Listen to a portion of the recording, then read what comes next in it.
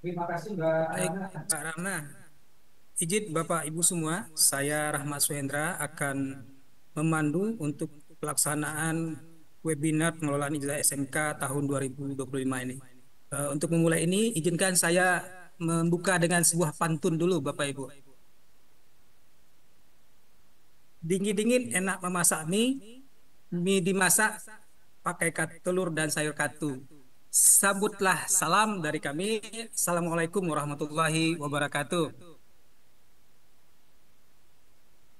Yang sama-sama kami hormati Direktur Jenderal Pendidikan Vokasi, Pendidikan Khusus dan Pendidikan Layanan Khusus Bapak Tatang Mutakin, yang sama-sama kami hormati Direktur Sekolah Menengah Kejuruan Bapak Ari Kurniawan Wibowo, kemudian yang sama-sama kami hormati Bapak Ibu pimpinan di lingkup Direktur SMK, kemudian yang sama-sama kami hormati juga Bapak Ibu Kepala Dinas Pendidikan Provinsi seluruh Indonesia beserta cabang dinas dan staf. Kemudian yang sama-sama kami hormati juga Bapak Ibu Kepala Dinas Pendidikan Kabupaten Kota untuk Provinsi Papua dan Papua Pemekaran. Kemudian yang sama-sama kami hormati juga tentunya Bapak Ibu Kepala Sekolah dan tim pengelola SMK seluruh Indonesia dan juga SMK Sekolah Indonesia Kota Kinabalu, Malaysia. Bapak Ibu yang sama-sama kami hormati, sebagaimana telah kita ketahui saat ini, eh, untuk pengelolaan ijazah tahun 2025 ini ada konsep baru Bapak Ibu, berbeda dengan tahun-tahun sebelumnya. Dan untuk membahas bagaimana kebijakan-kebijakan baru terkait dengan ijazah tahun 2025 ini, maka kita selama lebih kurang 2 jam ke depan akan mendiskusikan, akan membicarakan yang pertama terkait dengan kebijakan pengelolaan ijazah SMK tahun 2025, kemudian sosialisasi manajemen ijazah. Dan alhamdulillah sudah hadir bersama kita dua orang narasumber kita pada hari ini. Yang pertama adalah Bapak Muhammad Habib dari Subtim Kerja Pembelajaran Penilaian Direktorat Sekolah Menengah Kejuruan. Kemudian juga hadir Bapak Abdul Hakim dari Pusat Data dan Teknologi Informasi Pendidikan Kementerian Pendidikan Dasar dan Menengah Republik Indonesia. Selamat pagi Pak Habib, selamat pagi Pak Hakim. Bisa mendengar Suara kami suara Bapak kami Ibu. Bapak Ibu? Selamat pagi Pak Pagi, Hendra. bagus, bagus. Baik, Baik Bapak Ibu. Bapak Ibu. Untuk teknis pelaksanaan webinar kita pada hari ini Bapak Ibu, untuk materi pertama akan disampaikan oleh Bapak Habib terkait dengan kebijakan pengelolaan SMK tahun 2025. Sekilas profil dari Bapak Habib. Eh, Nama lengkap beliau adalah Muhammad Habib, ST. Latar belakang pendidikan beliau eh, D4 dari Institut Teknologi Bandung. Kemudian saat ini beliau menjabat sebagai Ketua Subtim Kerja Pembelajaran dan Penilaian. Kemudian narasumber yang kedua kita adalah Bapak Abdul Hakim. Beliau adalah eh, Ketua Subtim Kerja di Pusat Data dan Teknologi Informasi Pendidikan. Baik Bapak Ibu, untuk pelaksanaan kegiatan webinar kita pada hari ini untuk masing-masing sesi dibatasi 45 menit Pak Habib, Pak Hakim untuk penyampaian materi, kemudian kita targetkan mungkin 30 menit ke depan bisa juga untuk berdiskusi seperti itu. Baik, untuk sesi pertama kita persilakan kepada Pak Habib. Kepada Pak Habib kita persilakan. Ya, baik. Terima kasih Pak Mas Hendra selaku moderator pada kegiatan pagi ini. Bismillahirrahmanirrahim. Assalamualaikum warahmatullahi wabarakatuh. Selamat pagi Bapak Ibu semua yang di wilayah Indonesia Barat ya, yang di wilayah Indonesia Timur berarti sudah siang. Eh, Selamat sejahtera untuk kita semua. Om Swastiastu, Namo Buddhaya, Salam Kebajikan. Yang kami hormati Bapak Dirjen Pendidikan Vokasi, Pendidikan Khusus dan Pendidikan Khusus, Bapak Tatang Mutakin. Yang kami hormati Bapak Direktur Sekolah Menengah Kejuruan, Bapak Ari Kurniawan.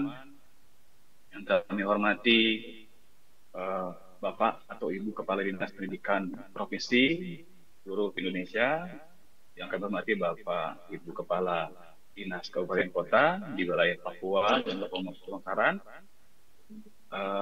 Yang kami hormati Bapak Ibu Kabid SMK atau jajarannya yang mengelola terkait dengan ijazah. Yang kami hormati Pak Kasubdit Studi Direktur SMK Pak Saprana. Yang kami hormati Bapak Abdul Hakim selaku narasumber juga dari Pusat Data dan Teknologi Informasi Kementerian, dan Bapak Ibu semua serta baik itu dari kepala sekolah ya, mungkin ada guru juga operator sekolah dan seluruh sekolah yang tidak ditentukan satu persatu namanya. Bapak Ibu sekalian, izinkan kami menyampaikan gitu ya informasi terkait dengan kebijakan ijazah, pengelolaan ijazah yang terbaru. Ya, semoga sudah terlihat ya di layar paparan. Bapak Ibu semua, seperti yang kita ketahui bahwa pemerintah Kemendikbudrismen melalui Peraturan Menteri Pendidikan, Kebudayaan, Riset dan Teknologi telah mengeluarkan regulasi terkait dengan pengaturan ijazah jenjang pendidikan dasar dan menengah. Peraturan ini menggantikan Permendikbud nomor 14 tahun 2017 tentang ijazah dan sertifikat hasil ujian nasional, ya, yaitu regulasi sebelumnya Bapak Ibu ya. Jadi ini menggantikan, mungkin sebelum nanti kita bicara lebih dalam, Bapak Ibu juga bisa sambil membaca gitu ya mungkin ya. Di layar sudah saya tampilkan QR code. Jadi Bapak Ibu yang sekarang memegang HP ya atau gadgetnya bisa difoto atau dicoba diarahkan ya light kameranya ke sana dan coba sambil di-download atau dibaca peraturannya gitu ya. Jadi ini adalah peraturan pengganti dari Permendikbud nomor 14 ya tentang ijazah dan SKUN.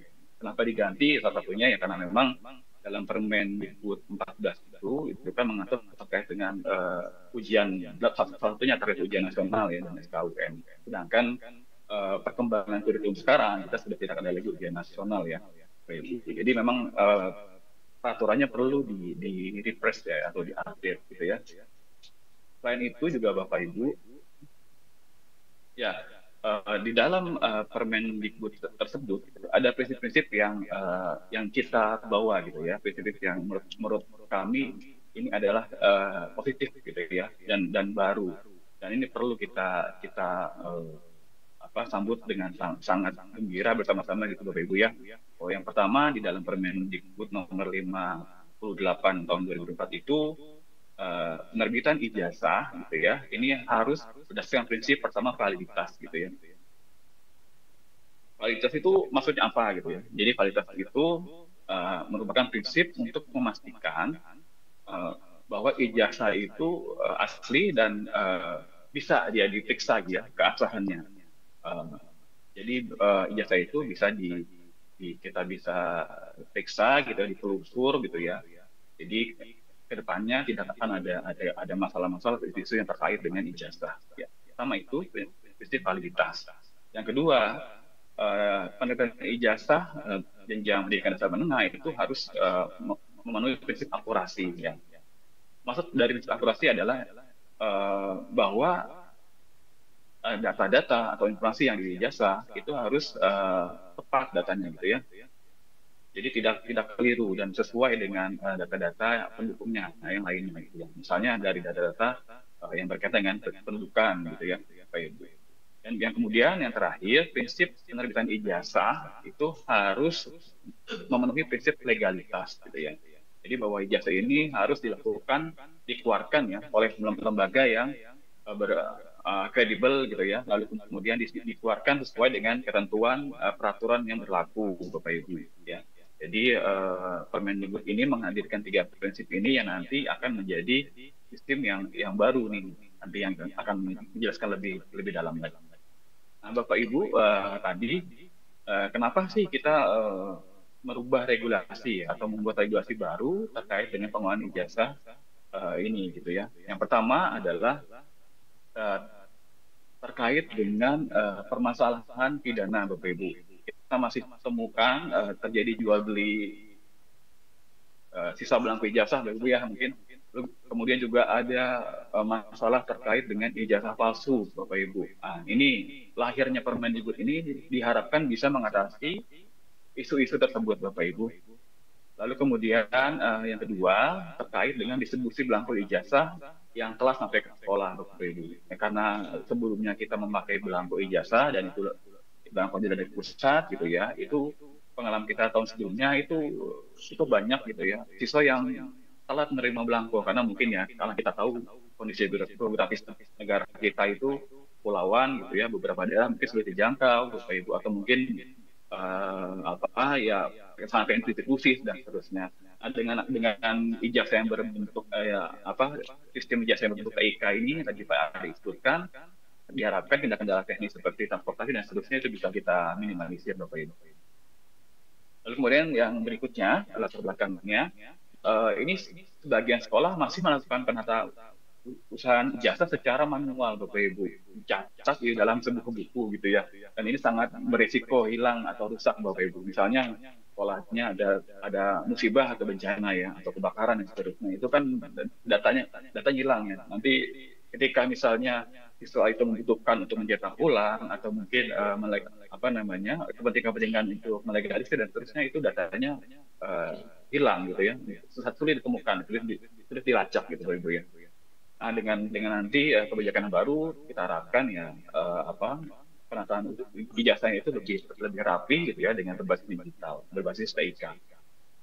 Dan kemudian yang terakhir latar belakangnya yaitu kita sama-sama sadari dan kita sama-sama pahami, Bapak Ibu semua, bahwa Indonesia ini negara yang memang ring of fire ya, di daerah-daerah yang rawan bencana, Bapak Ibu. Nah, kalau sudah bencana itu biasanya kan salah satu apa namanya dokumen yang sering berisiko ya hilang, rusak, bahkan seterusnya itu ya ijazah gitu ya. Jadi dengan adanya tadi inovasi-inovasi terkait dengan pengelolaan ijazah lulus TIK gitu ya, diharapkan apa jika terjadi bencana itu bisa kita kurangi risiko data hilang dan seterusnya. Bahkan nggak ada risiko data hilang yang akan kita simpan di dalam server. Nah, Bapak Ibu ini gitu ya, saya coba uh, mencari gitu ya isu-isu yang saat ini atau mungkin beberapa kebelakangan ini ramai gitu ya. Ini uh, banyak kasus terkait dengan pembuatan ijazah palsu yang mungkin kalau kita lihat beberapa hari ke belakang itu lagi ramai-ramai masalah ijazah gitu, Bapak Ibu ya. Nah, itu ramai karena ijazah itu nggak bisa divalidasi gitu ya maksudnya. Nah, karena tidak ada sistem yang terintegrasi sebelumnya, Bapak Ibu ya. Nah, sekarang kita mulai membuat apa namanya terobosan gitu, inovasi-inovasi terkait dengan pengelolaan ijazah berbasis TIK. Harapannya tadi itu ya, jadi permasalahan ijazah palsu itu ya tinggal kita cross check aja ke dalam sebuah nanti platform yang disiapkan gitu ya. Ini terus kemudian ada sekolah yang masih pakai buku seperti ini, Pak, Bapak Ibu semua tuh. Ini kalau bukunya hilang aja atau mungkin banjir ya, terendam banjir itu sudah tamat itu data-data anak didiknya, Bapak Ibu semua ya. Nah, terus kemudian juga apa namanya ada juga beli jasa, lalu kemudian ada juga beberapa oknum ya, kalau sekolah itu minta bayaran ketika siswa mau membeli jasa, Bapak Ibu. Nah,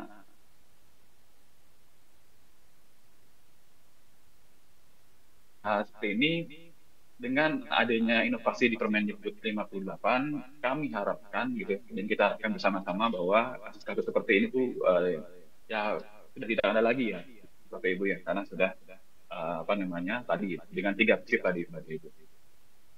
Nah, ini Bapak Ibu, kalau kita lihat di dasar hukum ya, di dasar hukumnya ada di pasal 17 ayat 3 Undang-Undang Negara Republik Indonesia tahun 45, lalu juga ada Undang-Undang nomor 20 tentang Sistem Pendidikan Nasional, lalu juga ada PP nomor 17 tentang pengelolaan dan pendidikan pendidikan sebagaimana sudah diubah dengan PP nomor 66.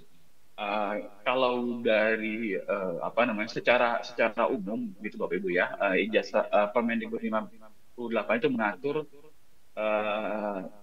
apa namanya terkait dengan yang sistematika ini, yang ada di sistematika ini seperti ketentuan umum, lalu kemudian ijazah, penatausahaan ijazah dan tertib nilai gitu ya, sampai format-format ijazah dan tertib nilai Bapak Ibu. Jadi kalau nanti silakan Bapak Ibu dipelajari lebih lebih mendetail gitu ya, lebih lebih ringkas lagi di peraturan Menteri Pendidikan dan Kebudayaan Sains dan Teknologi nomor 58, nanti dibaca saja di situ sudah apa namanya secara ininya secara detail menjelaskan terkait dengan hal yang ada di Madika ini. Nanti ini secara umum Bapak Ibu ya, tapi hari ini karena urgensinya itu adalah pengeluaran ijazah gitu ya, karena ini tanggal kelulusan sudah mendekati, jadi kami akan fokus ke beberapa hal saja Bapak Ibu ya.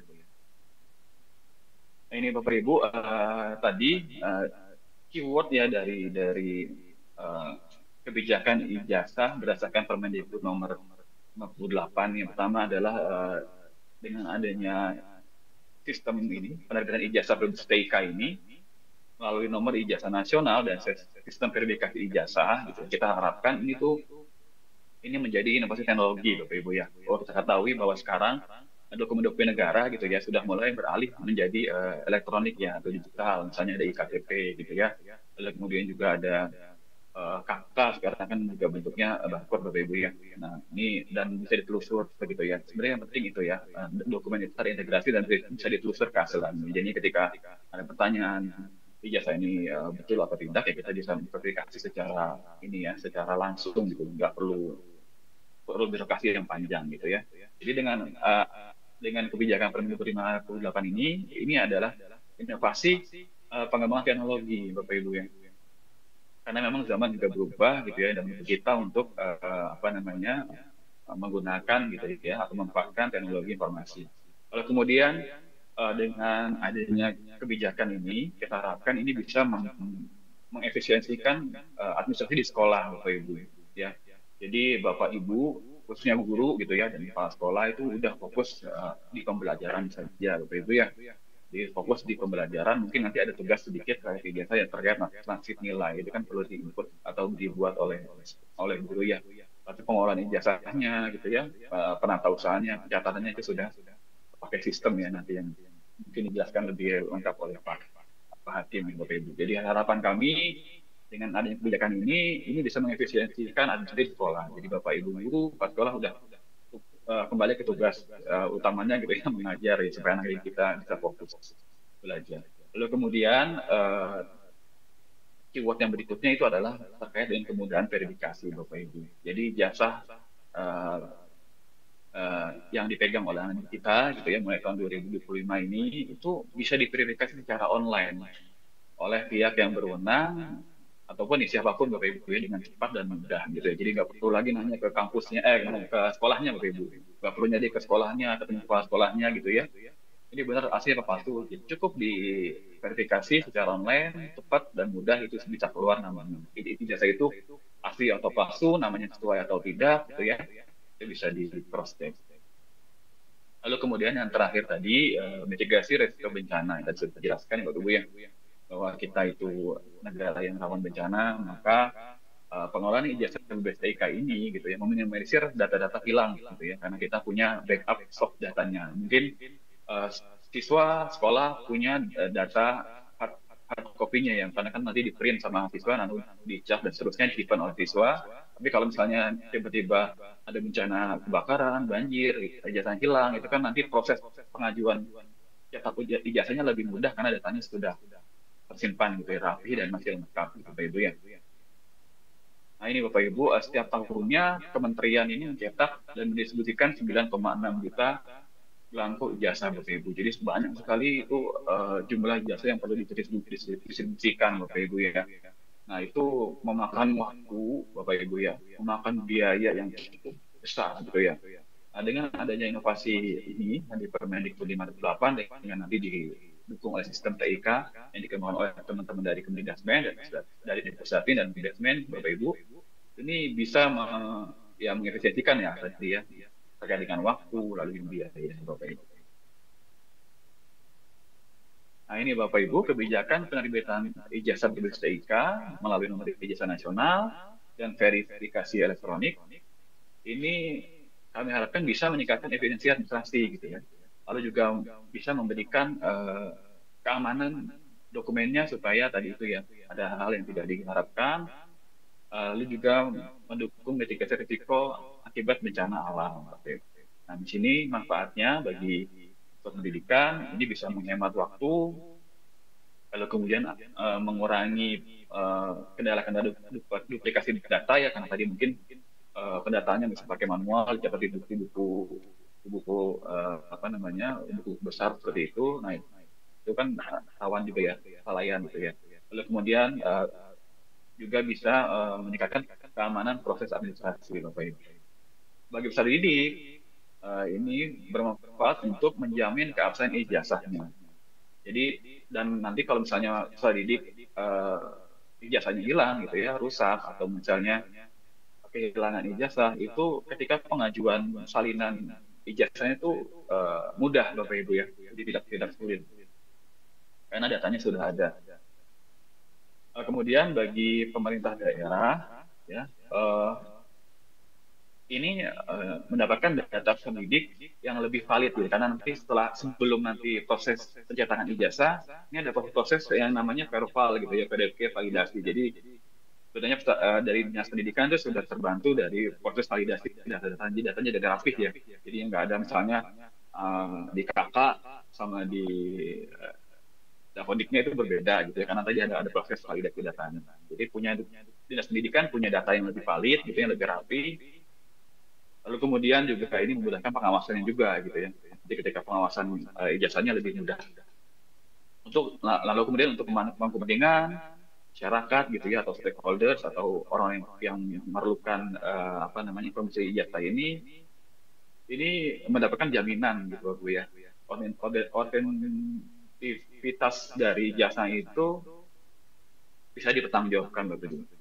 Jadi misalnya calon perekrut kerja gitu ya, calon penerima kerja itu kalau mau konfirmasi atau memvalidasi jasa ini benar atau tidak ya tinggal nanti pakai sistem yang sudah kita siapkan gitu ya, portal yang sudah disiapkan oleh teman-teman Pusdatin.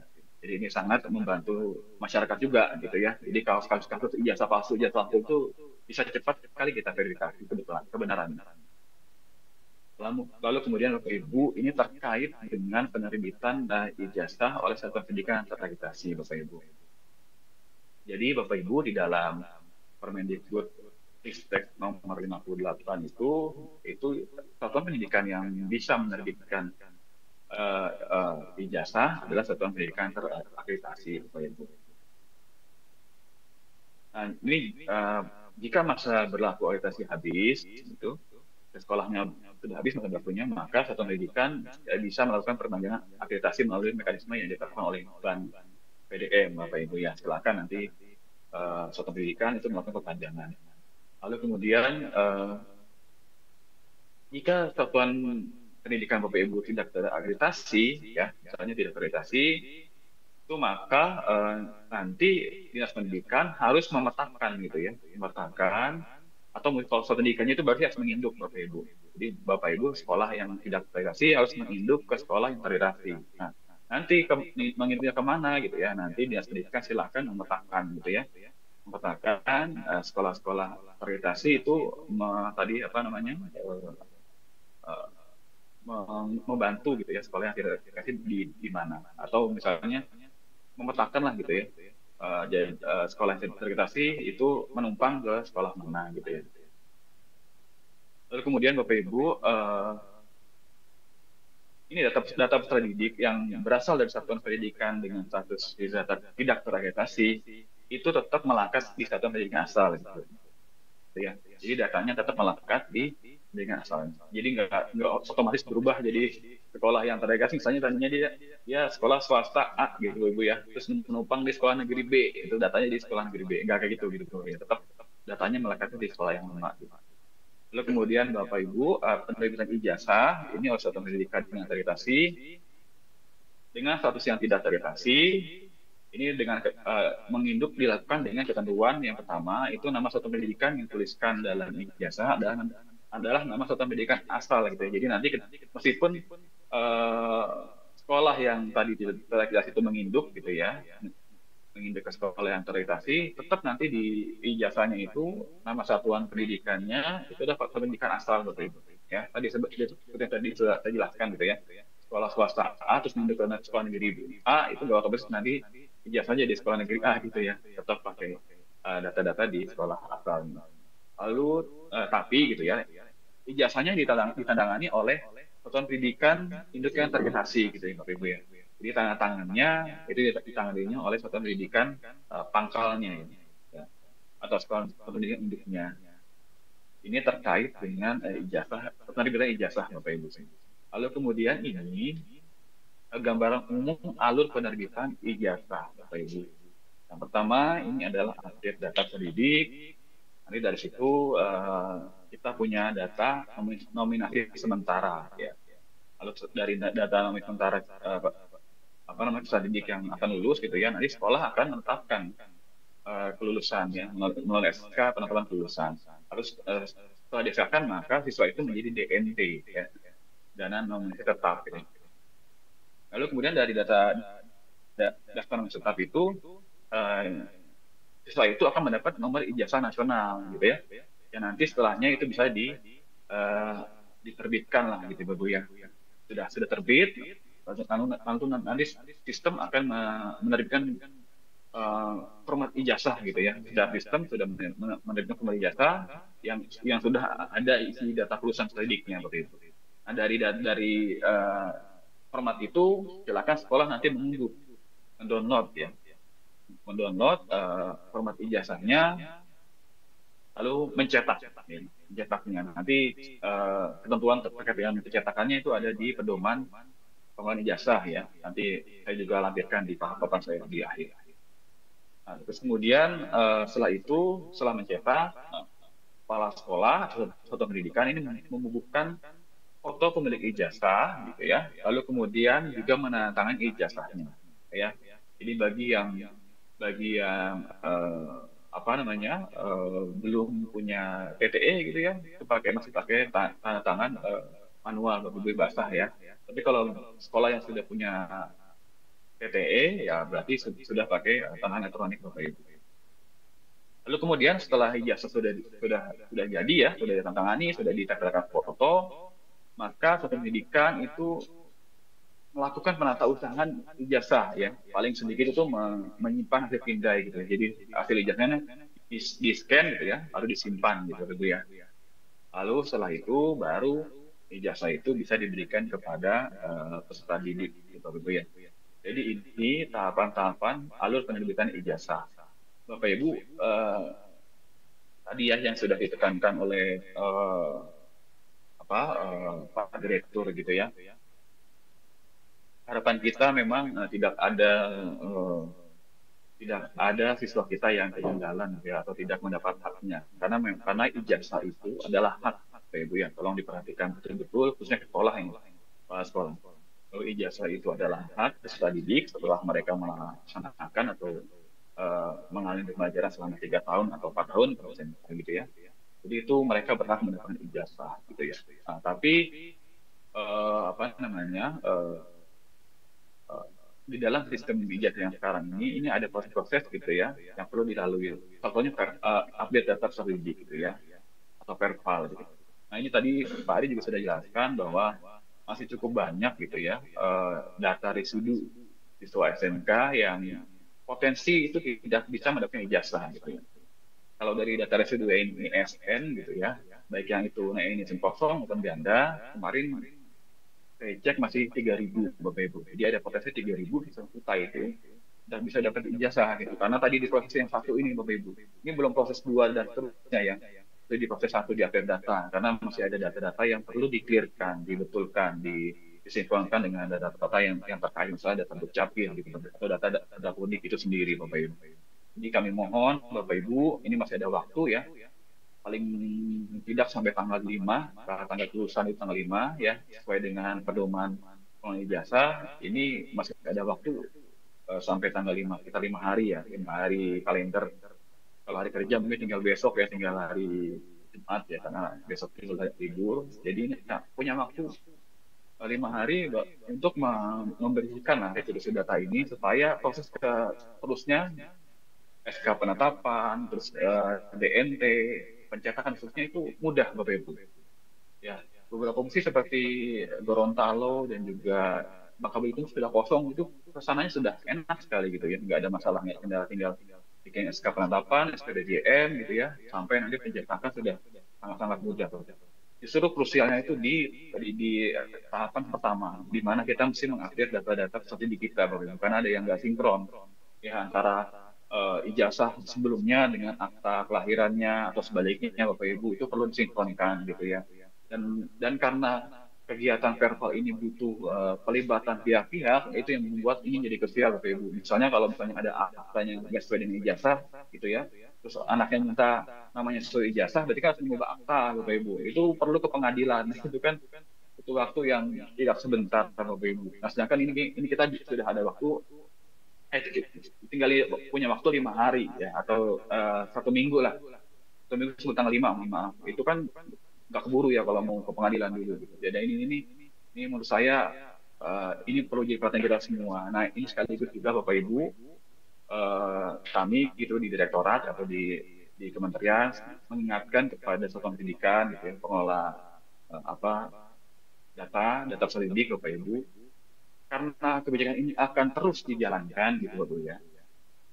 Tahun depan juga akan seperti ini polanya, maka kami menghimbau kepada Bapak Ibu kepala sekolah ya, itu untuk mengupdate, memvalidasi ya, membetulkan data-data siswa didik di tingkat-tingkat di bawahnya gitu ya. Jangan sampai menunggu di ujung gitu ya. Ini untuk besok mau Mei itu kelulusan, baru dikerjain di bulan, baru pas sekolahnya atau tim Davodiknya itu baru mulai di bulan April. Itu kan agak mepet ya, karena tadi itu, karena perbaikan data itu butuh pelibatan berbagai pihak gitu ya, dan kita nggak bisa mengukur ya berapa lama itu bisa selesai. Jadi menurut saya dan saran kami di direktorat, Bapak Ibu kepala sekolah gitu ya, coba ngecek nih dari sekarang gitu ya, siswa yang kelas 10, 11 gitu ya, apakah ada residu data gitu ya. Kalau ada, segera diperbaiki Bapak Ibu semua. Segera diperbaiki supaya nanti tahun depan udah tinggal santai aja dan ngikutin jadwal kelulusan, bikin SK, kerja selesai gitu ya. Jadi ini buat pembelajaran kita semua, Bapak Ibu semua. Nah, ini Bapak Ibu, berikutnya ini terkait dengan perubahan ijazah. Ya, eh, di dalam Permendikbud juga di situ sudah dilampirkan ya, tadi sudah saya eh, sampaikan sistematikanya, ada juga pemutusan ijazah. Nah, Bapak Ibu, mohon diperhatikan untuk format ijazah ya, yang sebelah kiri Bapak Ibu, itu sudah event ya, sudah by sistem. Jadi nanti ketika Bapak Ibu mendownload ya dari sistem itu, jangan diutak-atik, jangan dirubah-rubah, jangan ditambah ornamen-ornamen apapun gitu Bapak Ibu ya. Jadi Bapak Ibu kepala sekolah satu pendidikan hanya menambahkan foto gitu ya dan tanda tangan ya. Tolong diperhatikan baik-baik gitu ya. Jadi ijazah ini sudah given gitu ya. Lalu kemudian yang tasib nilai. Nah, eh, kalau di dalam Permendikbud memang gitu ya, penulisannya itu tidak diatur ya secara rigid, secara detail seperti apa Bapak Ibu. Jadi tapi formatnya saja, misalnya minimal gitu ya, minimal tasib nilai itu mencakup tadi itu ada eh, nomor ijazahnya ya, nomor ijazah, lalu kemudian satuan pendidikannya, nomor NPSN-nya, nama lengkap dan seterusnya seperti yang ada di layar ini Bapak Ibu ya. Lalu kemudian bagaimana dengan penamaan mata pelajarannya gitu ya. Nah, ini tolong disesuaikan dengan kurikulum yang digunakan Bapak Ibu ya. Jadi kalau Bapak Ibu menggunakan K13 gitu ya, berarti mapelnya ada nomor K13 gitu ya. Dicantumkan di sana. Kalau Bapak Ibu minta mapel kurikulum merdeka, berarti pakai mapel itu gitu ya. Nanti apa namanya uh, pengaturan lebih lanjut terkait dengan tarif nilai ini ada di pedoman pengelolaan ijazah gitu ya, yang dikeluarkan oleh Bu Sekjen. Nah, ini Bapak Ibu nanti uh, bisa juga difoto gitu ya. Di sini nanti untuk lebih detailnya terkait dengan pengelolaan ijazah, ini sudah ada pedoman pengelolaan ijazah jenjang pendidikan dasar dan pendidikan menengah ya Bapak Ibu ya. Selain itu Bapak Ibu juga bisa gitu ya mengakses di web ya, atau laman ijazah.data.kemdikbud.go.id. Nah, di situ tuh ada dashboard ya, dashboard terkait dengan verbal data siswa kita, dan juga nanti ada di tab paling bawah, ada di guide itu ada di situ pedoman juga. Jadi di situ juga sudah lengkap tuh. Tim Pusdatin sudah menyiapkan seperti pedoman-pedoman gitu. Ya. Kalau misalnya residu data ini itu seperti apa langkah-langkahnya, juga ada pedoman itu juga. Jadi silakan Bapak Ibu kepala sekolah kalau mau mengakses informasi terkait dengan pedoman yang lebih lebih rinci ya, karena pengaturannya lebih rinci itu ada di sini di laman ijazah.data.kemdikbud.go.id. Nah, Bapak Ibu meneruskan gitu ya arahan dari Bu Sekjen terkait dengan pengelolaan ijazah ini ya. Pertama, pada pendidikan kami menghimbau gitu ya, ini untuk menginfokan kepada keseluruh satuan pendidikan di bawah binaan Bapak Ibu semua gitu ya, terkait dengan pedoman ini. Lalu kemudian kami harapkan juga Bapak Ibu Dinas Pendidikan melakukan pembinaan, pendampingan, dan pengawasan gitu ya, terkait dengan pelaksanaan pedoman ini, dan juga Dinas Pendidikan memastikan data satuan pendidikan baik itu akreditasi gitu ya. Jadi kalau misalnya nanti dia belum akreditasi, berarti Dinas harus membuat relasi sekolah induk tadi.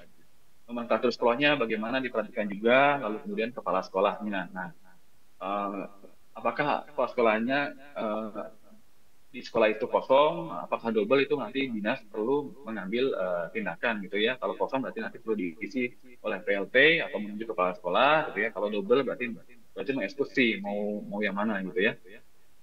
Nah, terus kemudian nanti tadi itu yang saya sebutkan sudah kepala dinas harus menentukan relasi legalitas sekolah induk bagi satuan pendidikan yang tidak terakreditasi.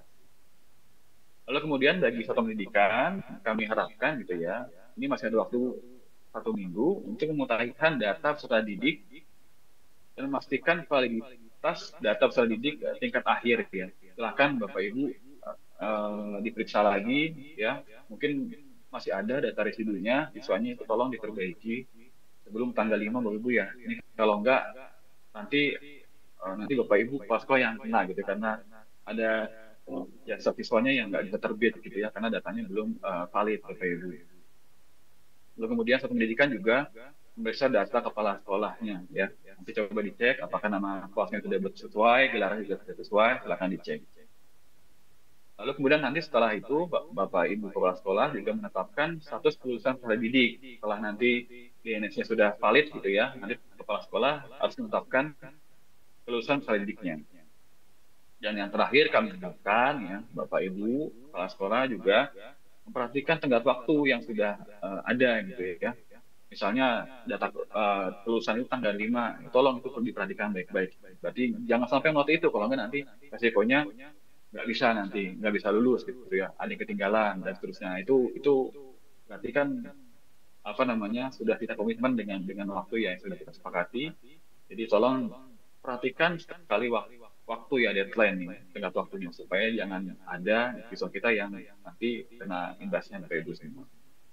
Saya rasa itu Bapak Ibu terkait dengan kebijakan pengelolaan ijazah di tahun 2025 ini, khususnya dengan SMK. Nanti kalau ada hal yang perlu ditanyakan, kita akan lanjut di sesi diskusi Bapak Ibu ya.